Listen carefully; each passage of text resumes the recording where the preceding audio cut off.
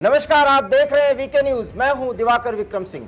मध्य प्रदेश के चुनावी रण में आज हम एक विशेष चर्चा करने जा रहे हैं और वो ये है कि जनता जनार्दन ने जिस अंदाज में अपना फैसला सुनाया है उसमें रिकॉर्ड कायम हुआ है। पिछले बार के चुनाव के मुकाबले 1% ज्यादा वोटिंग हुई, अर्थात 76% को भी पार किया है। सवाल यह है कि इस बम्पर वोटिंग का फायदा किसे मिलेगा। हालांकि इसको लेकर के भारतीय जनता पार्टी और कांग्रेस दोनों बड़े दावे कर रही हैं और दोनों में खुशी की लहर है, लेकिन इसका वास्तविक फायदा किसे होगा हम आपको बताएंगे। हमारे साथ हमारे प्रधान संपादक सुनील राउत मौजूद हैं, जो मध्य प्रदेश के वोटिंग के दिन भी मध्य प्रदेश में मौजूद रहे और बहुत नजदीकी से बारीकी से परख की है। इस पूरे घटनाक्रम पर हम बातचीत करने चल रहे हैं। सुनील जी, सबसे बड़ा सवाल है सर कि क्या ये वोटिंग ट्रेंड सचमुच में दोनों पार्टियों के रणनीतिकारों को खुश कर रहा है या उनके अंदर की खुशी का कारण कुछ और है? नहीं, बिल्कुल। देखिए, दर्शकों को सबसे पहले तो मैं बता दूं कि इस बार जो मतदान हुआ है मध्य प्रदेश में रिकॉर्ड है। 2018 में एक रिकॉर्ड बना था, उस रिकॉर्ड को भी इस बार ध्वस्त कर दिया है मध्य प्रदेश की जनता ने और घरों से निकलकर उन्होंने बम्पर वोटिंग किए। 6.55% मतदान हुआ है इस बार मध्य प्रदेश की जनता ने किया है। तो जनादेश जो है वो तो ईवीएम में कैद हो चुका है। किसे जनता ने अपना वोट दिया है ये 3 तारीख को पता चलेगा, लेकिन उससे पहले विश्लेषण करने का हमारा अधिकार तो है ही और उस आंकड़ों के आधार पर हम विश्लेषण करने आए हैं आज, क्योंकि कांग्रेस के नेताओं से भी हमारी बातचीत हो रही है और भारतीय जनता पार्टी के नेताओं से भी बातचीत हो रही है। दोनों खुश है, दोनों के मन में लड्डू फूट रहे हैं और दोनों इन बढ़े हुए बम्पर मत प्रतिशत के आंकड़ों के आधार पर अपनी अपनी रणनीति की सफलता मानते हुए उसे अपने हित में बता रहे हैं। लेकिन वास्तविकता में ये जो बढ़ा हुआ मत प्रतिशत है ये किसके लिए टेंशन की वजह है और किसे इससे खुश होना चाहिए, मैं जो कुछ अभी थोड़ी देर हम लोग बात करेंगे और जो कुछ डेटाज हम देंगे इतिहास के पन्नों को टटोलते हुए उनमें से डेटा निकालते हुए और जो नतीजे रहे हैं पुराने नतीजे उन पर नजर डालते हुए जो एक आधार बनेगा, उस आधार पर यह तय हो जाएगा कि ये जो बढ़ा हुआ मत प्रतिशत है ये कमल के लिए खुश करने वाला है या कमलनाथ को खुश करने वाला है। तो दरअसल सबसे पहले तो हम ये बता दें कि 2018 की अगर हम बात कर ले, 2018 में के डेटा पे अगर हम नजर डाल ले तो 75.63 मतलब 75.63% मतदाताओं ने मतदान किया था मध्य प्रदेश में। और नतीजा ये हुआ था कि जो सीटों में जब कन्वर्जन हुआ तो इस बढ़े हुए मत प्रतिशत का जो रिकॉर्ड बना था इसका फायदा कांग्रेस को मिला। कांग्रेस हालांकि मतलब बहुत ज्यादा अंतर नहीं था, 109 सीटें भारतीय जनता पार्टी को मिली थी और 114 सीटें कांग्रेस को मिली थी। 5 सीटों का अंतर दोनों के बीच में था, 14 और 9 में। लेकिन जो निर्दलीय अदर प्रत्याशी थे, 7 प्रत्याशी जो दूसरे जीते थे, उन्होंने सरकार बनाने में किंग मेकर की भूमिका अदा की थी और कांग्रेस पार्टी ने वहां पर सरकार बनाई थी। तो इस लिहाज से कांग्रेस पार्टी इस बार भी खुश है कि भाई इस बार अगर 1% ज्यादा मतदान हुआ है इसका मतलब है कि हमें फायदा मिलेगा, क्योंकि पिछले बार भी कांग्रेस को फायदा मिला था, पिछली बार भी भारतीय जनता पार्टी सत्ता में थी, इस बार भी भारतीय जनता पार्टी में ही सत्ता में है। क्यों? क्योंकि सरकार तो कांग्रेस की बन गई थी लेकिन सिंधिया साहब पलट गए एन वक्त पर और अपनी फौज के साथ तो भारतीय जनता पार्टी में शामिल हो गए। तो उसका फायदा बीजेपी को मिला। शिवराज सिंह चौहान पुनः मुख्यमंत्री बने मध्य प्रदेश में और अब जब चुनाव हुए तो अब फिर कांग्रेस जनादेश मांगने के लिए गई थी कि अब इस बार हमें जनादेश दे कमलनाथ के नेतृत्व में ही। तो इसलिए कांग्रेस जो है वो खुश है। लेकिन भारतीय जनता पार्टी क्यों खुश है? तो भारतीय जनता पार्टी इसलिए खुश है क्योंकि जो मत प्रतिशत के आंकड़े सामने आए इस बार, जो डेटा है वोटरों का डेटा, वो भी मैं थोड़ा सा बता दूं कि 230 विधानसभा सीटें हैं मध्य प्रदेश में, उसमें से 19 सीटें ऐसी है जहां महिला वोटर जो है पुरुषों के मुकाबले ज्यादा है। मतलब वहां पुरुषों की संख्या कम है और महिलाओं की संख्या ज्यादा है, महिलाओं की तादाद ज्यादा है, तो महिला वोटर ज्यादा संख्या में निकले हैं। तो भारतीय ये जो वोटिंग प्रतिशत हुआ है इसमें महिलाओं का वोट प्रतिशत ज्यादा है, महिलाएं घर से वोट देने के लिए ज्यादा निकली है। तो भारतीय जनता पार्टी का यह मत है कि महिलाएं घर से ज्यादा निकली है और महिलाओं ने वोट हमें दिया है, इसलिए यह भारतीय जनता पार्टी के लिए बंपर वोटिंग फायदे का सौदा है। कैसे? क्योंकि महिलाओं के लिए शिवराज सिंह चौहान भाई है, मामा है, भांजे भांजिया, तो वो ये सोचती है कि मध्य प्रदेश की महिलाएं चूंकि वो हर महीने खाते में उनके पैसे डाल रहे हैं तो महिलाएं जो है वो मामा के साथ हैं, ये उनका मत है इसलिए। और अगर हम बात करें ये क्यों ये इस आधार पर बात कर रहे हैं तो उसका भी डेटा पर मैं थोड़ी सी नजर डाल दूं आपको। तो पिछले 2018 की अगर मैं बात करूं तो 52 सीटें ऐसी थी जिसमें महिलाओं ने पुरुषों से ज्यादा मतदान किया था। बिल्कुल 52 सीटों पर पिछले 2018 में महिलाओं ने यहाँ वोट ज्यादा डाले थे पुरुषों के मुकाबले, और इनके नतीजे अगर आप देखेंगे तो 52 में से 32 सीटें भारतीय जनता पार्टी ने जीती थी। मतलब कि 1/3 से ज्यादा सीटें जो है वो भारतीय जनता पार्टी ने जीती, जब महिलाओं ने ज्यादा जिन सीटों पर मतदान किया। तो इसीलिए भारतीय जनता पार्टी आश्वस्त है कि इस बार भी महिलाएं निकलकर बाहर आई है और ज्यादा उन्होंने मतदान किया है, तो सीटें जो ज्यादा कन्वर्ट होगी वो महिला मतदाता क्षेत्रों वाली भारतीय जनता पार्टी के पक्ष में होगी, ये उनका मानना है। पिछली बार 18 की मैं बात करूं तो 18 सीटें जहां महिलाओं ने ज्यादा वोट किया था कांग्रेस को मिली थी और 2 सीटें अन्य के खाते में गई थी। तो ऐसे टोटल 52 सीटों का ये गणित है। और अगर इस बार की मैं संख्या की बात करूं तो 5.6 करोड़ कुल मतदाता है इस बार मध्य प्रदेश में जिनको वोट करना था। 2.88 करोड़ इसमें से पुरुष मतदाता है और 2.72 करोड़ महिलाएं हैं। और यही महिलाएं हैं जिस पर शिवराज सिंह चौहान ने दांव खेला था। लाडली बहना योजना हो, लाडली बहना आवास योजना हो, या जो भी महिलाओं के लिए। और जब हमारी टीम दौरे पर रही तो उस दौरान जो महिलाओं का रुझान था वो साफ तौर पर शिवराज सिंह चौहान या भारतीय जनता पार्टी के पक्ष में दिखा।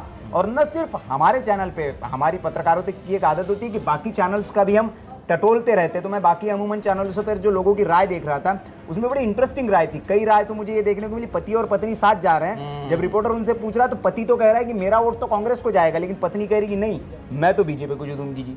तो कहे कि क्यों? वे कह रही मुझे 1250 मिलते हैं। तो ये दूसरे चैनल्स की चैनल पर देखी हुई राय में बता रहा। तो ये ग्राउंड का भी हाल है। तो महिला मतदाता मध्य प्रदेश में ज्यादा है और अगर महिलाओं ने ज्यादा मतदान किया है दिवाकर जी, तो मेरा ये मानना है कि इसका फायदा भारतीय जनता पार्टी को मिलेगा और सीटों में ये कन्वर्ट होगा। अच्छा, क्या आपको लगता है कि शिवराज सिंह चौहान को जिस तरीके से चेक करने की कोशिश कर रहे थे इस मुद्दे पर, कमलनाथ कर नहीं पाए क्या? ऐसा लगता है? नहीं, कमलनाथ को भी ये पता था कि बहनें ही मध्य प्रदेश में सरकार बनाएगी, इसलिए आप उनका वचन पत्र देखेंगे तो 1500 रुपए का वादा किया है कमलनाथ। शिवराज सिंह चौहान तो 1250 दे रहे हैं, 1000 से उन्होंने शुरुआत की, 1250 दिए, लेकिन उनका 3000 तक का वादा है कि मैं जैसे जैसे पैसे आएंगे मैं वैसे वैसे बढ़ाते जाऊंगा और 3000 रुपए महीना तक मैं अपनी बहनाओं को दूंगा। ये शिवराज का वादा है। कमलनाथ ने 1500 का वादा किया था कि जैसे ही मैं सत्ता में आऊंगा महिलाओं को 1500 रुपए खाते में डालूंगा। तो कमलनाथ भी जानते थे, लेकिन यह है कि ये उधार का वादा है। एक तो एक आपके खाते में आ रहे हैं, ये बंधा हुआ है, एक मैं कहूंगा कि आपको जी मैं तनख्वाह दूंगा, नौकरी दूंगा, और एक ने नौकरी दे दी है आपको।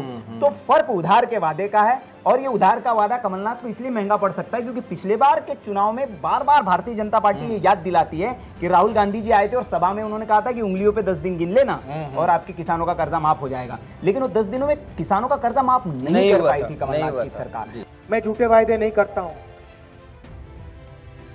चुनाव के 10 दिन बाद, अब 10 गिनना, 10 दिन के अंदर कांग्रेस पार्टी का चीफ मिनिस्टर मध्य प्रदेश के किसान का कर्जा माफ करेगा।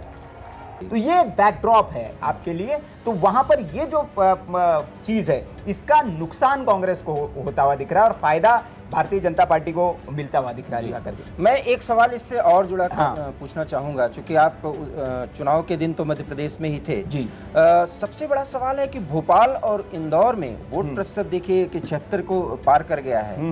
भोपाल और इंदौर में वोटिंग परसेंटेज बहुत कम रहा है, इसके पीछे क्या कारण आप देख रहे हैं? नहीं, देखिए मैं ग्रामीण क्षेत्र खास तौर पर देखिए जो मत प्रतिशत जहां से ज्यादा आया है और जो महिलाओं की संख्या जिन सीटों पर ज्यादा है उन सीटों की अगर मैं बात करूं तो उसमें भी आपको जो जिले मैं बता रहा हूं वो है डिंडोरी, मंडला, बालाघाट, बड़वानी, अलीराजपुर, झाबुआ, रतलाम।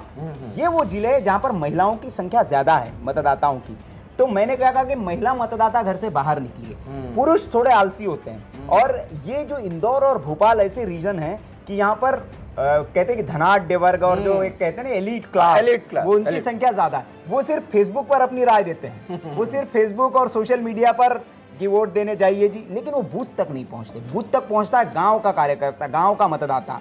तो इसीलिए ये जो भोपाल और इंदौर में जो आपको देखने को मिल रहा है, क्योंकि वो लोग सिर्फ अपना आउटरीच सोशल मीडिया पर दिखाने वाले आलस कर जाते हैं कि एक दिन यार छुट्टी का मिला है, दुकान आज बंद है, आज ऑफिस बंद है, तो आउटिंग कर लेते हैं। तो मुझे लगता है ये वजह भोपाल और वहाँ हो सकती है। बाकी मैं एक और फैक्ट दर्शकों को बता दूं कि मध्य प्रदेश में मैं ये क्यों कह रहा हूं कि महिलाएं जो निर्णायक होती है और महिलाएं क्यों ज़्यादा वोट देने निकली है, इसके पीछे भी आधार है। अगर मैं पुराने डेटा की बात करूं 1993, अगर मैं 93 में की बात करूं, 93 में 100 जब वोट पड़ते थे, 100 वोट, उसमें 52 महिलाएं मतदाता होती। बिल्कुल बिल्कुल 52, मतलब 100 में 52, तब भी महिलाएं ज्यादा वोट करने जाती थी। लेकिन यह आंकड़ा बढ़ते बढ़ते 2018 तक 74 हो गया। मतलब 100 अगर पुरुष वोट कर रहे हैं तो उसमें 74 महिलाएं हैं। और इस बार अगर मतलब 22% का बढ़ा है 93 से लेकर, तो महिला मतदाताओं की संख्या बढ़ रही है। तो इस बार भी मैं इसीलिए कह रहा हूं कि महिला मतदाता ज्यादा निकली है घरों से, और महिला मतदाताओं ने अगर बम्पर वोटिंग की है तो उसका फायदा भारतीय जनता पार्टी को मिलेगा, क्योंकि महिलाओं को ज्यादा साधने की कोशिश की, महिलाओं को लेकर ही ज्यादा योजनाएं रही है, और महिलाओं को ही शिवराज सिंह चौहान ने दिया है। तो आवास योजना भी हो तो उसमें भी घर महिलाओं के नाम पर दिए। तो इसलिए मैं ये कह रहा हूँ। दूसरा, मैं 2023 की भी बात करूं तो अगर संख्या के लिहाज से भी हम देखें तो महिलाएं पुरुषों से कम हैं वोटरों के मामले में, लेकिन उन्होंने वोट ज्यादा किया होगा, ये तय होगा, क्योंकि 93 से 2022 तक के हम आंकड़े देखें, 2018 तक के माफ करिएगा, तो वो आंकड़े ये बताते हैं कि 22% का अगर जंप है तो जाहिर तौर पर इस बार भी बढ़ना है। दूसरा, मैं एक और थोड़ा सा कुछ डेटा आपको दे दूं कि 4 दशक के अगर हम रिकॉर्ड की बात करें, जैसे मतदान प्रतिशत अगर बढ़ता है तो किसे फायदा होता है, ये भी थोड़ा सा देखना पड़ेगा। तो 1985 मतलब 1985 की अगर मैं बात करूं, कुछ डेटा मैंने निकाला है, तो तब मध्य प्रदेश की विधानसभा में 49.79% मतदान हुआ था, मतलब 50% से थोड़ा सा कम। और तब कांग्रेस की सरकार सत्ता में आई थी, 1985 की बात मैं कर रहा हूं। और 90 की अगर बात करूं, फिर मतदान प्रतिशत बढ़ा, 54.21% मतदान हुआ, तब भारतीय जनता पार्टी सत्ता में आई। मतलब बढ़ा हुआ जब मतदान रहा तो कैसे सत्ता पक्ष के उलट फायदा मिला। 93 में मध्य प्रदेश की विधानसभा चुनाव में 60.17% मतदान हुआ और फिर कांग्रेस सत्ता में आई। और फिर उसके बाद 98 की अगर बात करें, सुंदरलाल पटवा थे, 60.21% मतदान हुआ और थोड़ी सी अधिक थी पिछले चुनाव के मुकाबले। इसमें एक बार फिर एमपी में कांग्रेस सत्ता में आई थी, फिर रिटर्न हुई थी। तो ये सब डेटा रहा। 3 के विधानसभा चुनाव में 67% मतदान हुआ, इसमें बीजेपी को बम्पर जीत मिली थी। और फिर अगर हम बात पिछले चुनाव की करें तब कांग्रेस सत्ता में आई थी। तो ये रिकॉर्ड रहा है। तो अभी तक जो फायदा मिला है बम्पर वोटिंग होने का, वो सत्ता पक्ष के उलट मिला है। और इससे ये भी तो अनुमान लगाया जा सकता है कि एक नेक टू नेक फाइट की जो स्थिति बन गई थी, जो माहौल बन गया था, उसमें दोनों तरफ के कार्यकर्ताओं ने ज्यादा से ज्यादा वोटर्स को निकालने की कवायद की। और उसमें जो वोटर्स तैयार हो गए थे, विशेषकर जैसे कि आप महिलाओं का जिक्र कर रहे हैं, क्योंकि जो बहनें हैं वो बहुत बड़ा खेल बिगाड़ देंगी, कांग्रेस का बिगाड़ने जा रही हैं, ये आपका मानना है। तो उसमें ये बात भी जोड़ी जा सकती है कि नरेंद्र मोदी ने भी वायदे किए हैं, बिल्कुल राशन का सबसे बड़ा एक कार्ड उन्होंने खेला है। और जो राशन फ्री की योजना है इसको हम बढ़ाएंगे, और भी बाकी बहनों को लेकर उन्होंने बातें की है। थोड़ा सा एक और मैं, जैसे अभी डेटा की हम बात कर रहे थे कि 2008, 13, 18, क्योंकि 2008 का चुनाव है, उसके बाद से भारतीय जनता पार्टी वहां लगातार सत्ता में। तो तब क्या हुआ ये भी देखना दिलचस्प होगा। तो 69.78% वोटिंग हुआ था 2008 के चुनाव में, जब उमा भारती को प्रोजेक्ट करके चुनाव लड़वाया गया था भारतीय जनता पार्टी ने। पिछले चुनाव के मुकाबले 2.53% ज्यादा मतदान हुआ था तब। और बीजेपी तब एक बार फिर सत्ता में आई थी 2008 में, मैं बता रहा हूँ, बीजेपी फिर सत्ता में आई थी यहाँ पर। फिर तब 143 बीजेपी को मिली थी और कांग्रेस को 71 सीटें मिली थी। फिर मैं अगर 2013 के विधानसभा की बात करूं, तब शिवराज सिंह चौहान आ गए थे और तब भी 70% मतदान हुआ था। तब बीजेपी फिर सत्ता में लौटी और बड़ी जीत के साथ लौटी। बीजेपी को तब 165 सीटें मिली और कांग्रेस को सिर्फ 58 सीटें मिली। यहाँ बीजेपी को फायदा हुआ। और फिर अगर मैं 2018 की बात करूं तो 18 में मत प्रतिशत भारतीय जनता पार्टी का बढ़ा था। कांग्रेस से ज्यादा वोट बीजेपी को मिले थे, लेकिन सीटों के में कन्वर्ट नहीं हो पाया था और 5 सीटों का महज थोड़ा सा अंतर था। फायदा कांग्रेस को मिला, हालांकि अंत में फिर भारतीय जनता पार्टी ने ही सरकार बनाई। तो ये पूरा इतिहास रहा है 4 दशक का अगर हम देखें तो इस हिसाब से जो इधर का वक्त है, अगर बढ़ी हुई वोटिंग परसेंटेज है तो सत्ता पक्ष को ही फायदा उसका जा रहा है।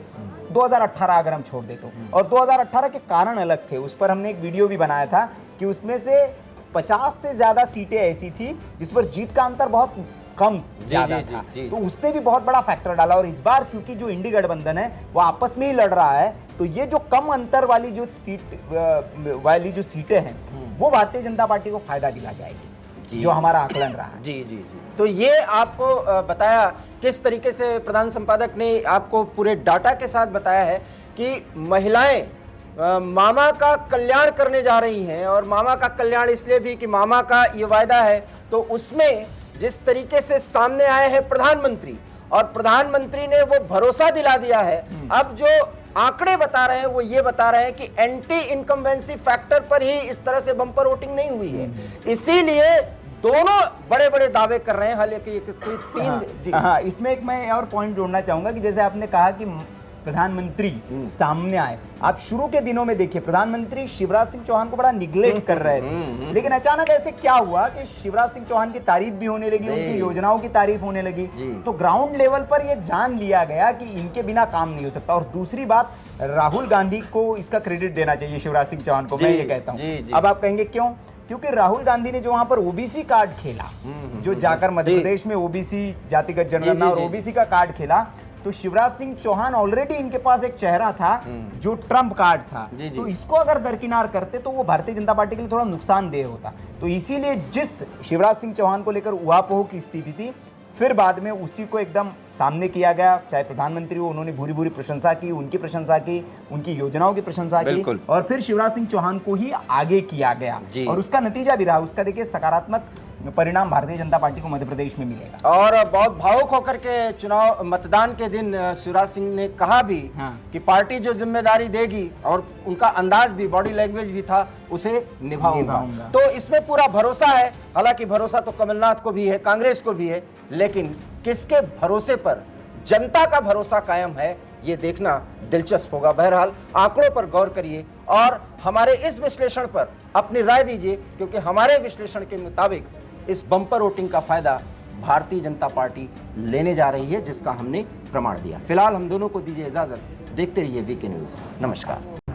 वीके न्यूज मध्य प्रदेश छत्तीसगढ़, दिल बोलेगा, देश सुनेगा।